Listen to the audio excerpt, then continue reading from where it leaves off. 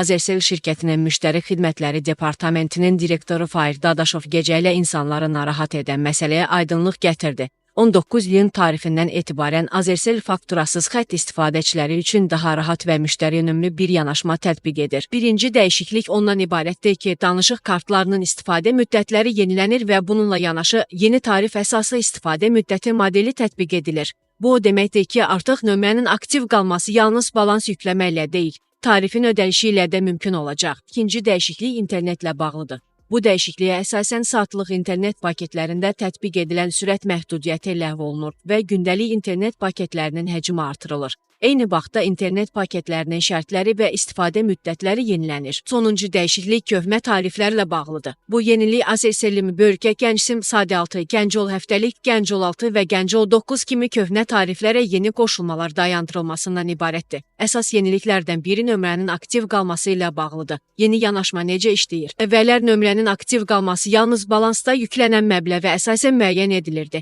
Məsələn, 2 manat yüklədikdə nömrə yalnız 10 gün aktiv qalırdı.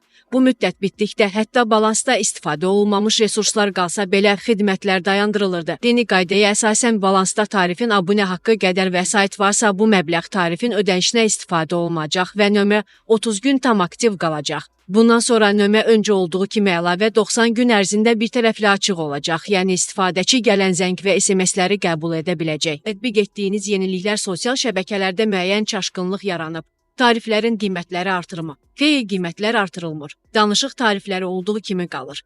Sadəcə əvvəlki qaydada nömrəni iki tərəfli aktiv saxlamaq üçün müəyyən məbləğlər balansa yükləmək ilə mümkün idi. İndi isə əlavə olaraq tarifin haqqını ödəməklə nömrəni tam 30 gün iki tərəfli aktiv saxlamaq mümkündür. Köhnə tariflərin dayandırıldığını qeyd etdiniz.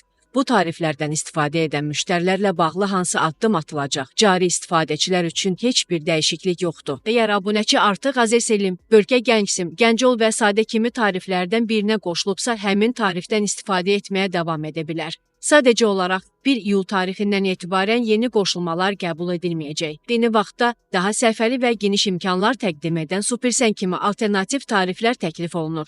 Əgər abunəçi 1 iyul tarixinədək tarifini dəyişməsə, mövcud tarifindən istifadə etməyə davam edə biləcək. Bəs istifadə müddəti necə tənzimlənəcək? 1 iyul 2025-dən etibarən danışıq kartının nominalı ilə nömrənin aktiv qalma müddəti arasında əlaqə olacaq. Bu o deməkdir ki, nömrənin 25 gün aktiv qalması üçün 25 manat, 50 gün üçün isə 1 manat yükləməyə lazım olacaq.